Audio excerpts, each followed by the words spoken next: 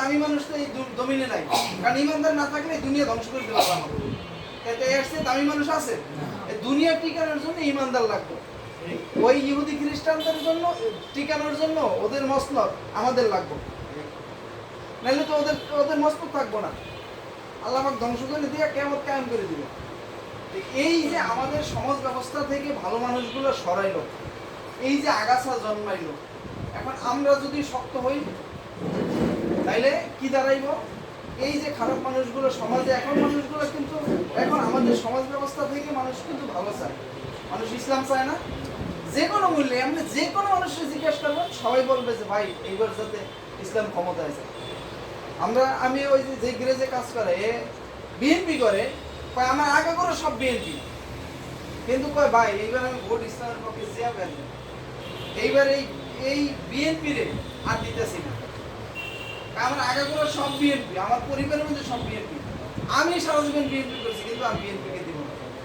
এই যে ওদের তলা কিন্তু কাটা শেষ, ওদের তলায় কিছু নাই, ওদের ঝুড়িতে কিছু নাই, ওদের ঝুড়ি ফুটা, ওদের যা বলতেছে আসলে চাপার জোরে, কিন্তু মাঠ পর্যায়ে ওদের কোনো অবস্থানই নাই। এই জন্য আমাদের কাজ কি, আমাদের সমাজে যাতে আগাছা না জন্মায়। আমাদের এই যে আমাদের এই 71 সভাপতি সাহেব একটা কথা বলছে, কিন্তু যে আমাদের বাচ্চা বাচ্চা সমাজ ছেলেদের হাতে মাদক ধরাই দিছে না কেন? এই মাদকের আপনি জানেন না, আপনারা হয়তোবা জানেন না, কিন্তু আমাদের এমন অবস্থা নিয়েছে, কওমি মাদ্রাসার ছাত্র সে মাদকাসক্ত, মাথায় ধরে আপনার? কওমি মাদ্রাসায় পড়ে, দাওরায় পড়ে, হে মাদকাসক্ত। বাপে মুজাহিদ অস্থির হয়ে গেছে এখন, আমার ছেলে কেমনে মাদকাসক্ত হইল।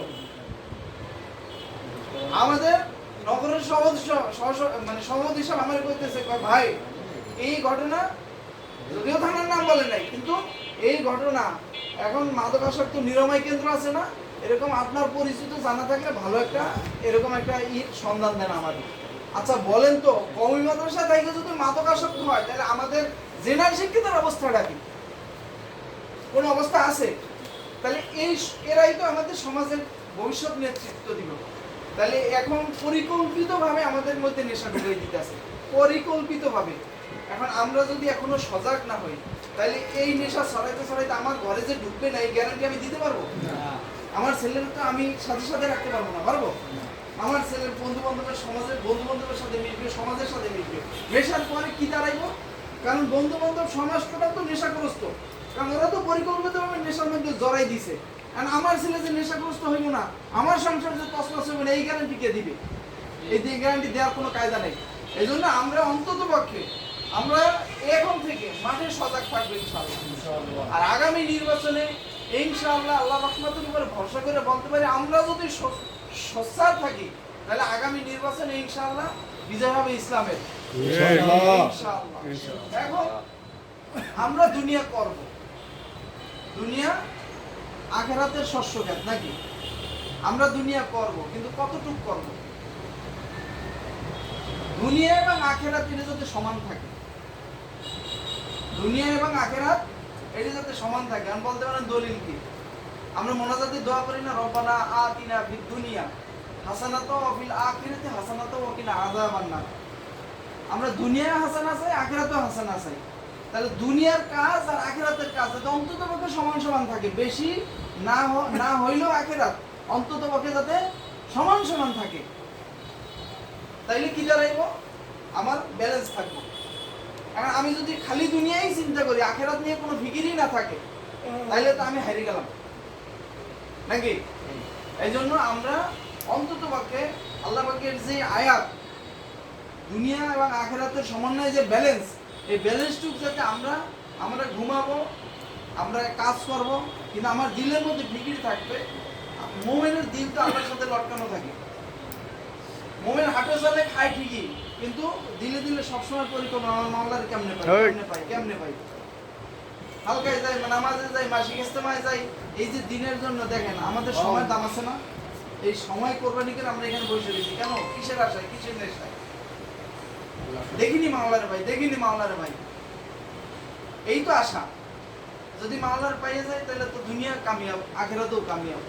দুনিয়ায় বাদশা, আখিরাতেও বাদশা। এখন এই জন্য এই মাওলার পাওয়ার জন্য অন্তত পক্ষে আমরা দুনিয়া করব, বাকি আখেরাত যাতে সমান সমান থাকে। এখন এই জন্য টাইম আপনারা ভাগ করে অন্তত পক্ষে দুনিয়া আখেরাত সমান সমান করে করেন। আমরা তো এখন সারাদিন অফিস আদালত করি, বিকালবেলা এই যে দিনের ফিকিরে নেমে যাই। সন্ধ্যার পর থেকেই শুরু হয় যে আমার আজকে মিটিং কোথায়, আজকে প্রোগ্রাম কোথায়, ওই অমুক ওয়ার্ডের কী অবস্থা, অমুক ইউনিটের কী অবস্থা, আমাদের সহযোগী সংগঠনের কমিটিটা কি হইলো, তাদের মিটিং হইলো কিনা, এই যে একটা ফিকির আমাদের মধ্যে কিন্তু চাইপেই থাকে। এই ফিকির কিন্তু চাইপেই থাকে। আপনার মধ্যে এই ফিকির থাকবে ইনশাআল্লাহ, যদি মাওলার মোহাব্বত, মাওলার পাওয়ার আশা দিলের মধ্যে থাকে। তাইলে আমি সর্বোচ্চ চেষ্টা করবো মাওলার কিভাবে হাঁটলে, কিভাবে চললে, কি কাজ করলে আমার মাওলার পাওয়া যাবে, ঠিক না? এই চেষ্টাটুকু আমরা করবো না ইনশাআল্লাহ। দুনিয়া আখেরাত সমান সমান করবো ইনশাআল্লাহ। শুধু দুনিয়ার পিছিয়ে দৌড়াবো না, শুধু আখেরাত করলেও তো আমরা দুনিয়ায় আমার বিবি বাল বাচ্চা চালাবো কি দিয়া। এই জন্য আল্লাহ পাক দুনিয়া করতে বলেছে, আখেরাতও যাতে মিস না হয়। এই জন্য রব্বানা আতিনা ফিদ দুনিয়া হাসানাতাও ওয়া ফিল আখিরাতি হাসানাতাও ওয়া কিনা আযাবান নার।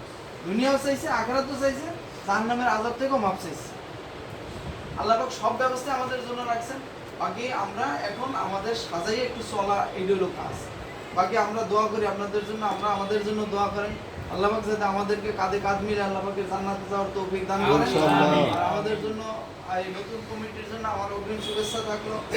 আপনাদেরকে, আপনাদের কথাবার্তা শুনে আমার অনেক যোগ্য মনে হয়েছে, আপনাদেরকে অনেক অনেক যোগ্য মনে হয়েছে। ভবিষ্যৎ আপনারা নেতৃত্ব দিবেন, নেতৃত্বে আসবেন।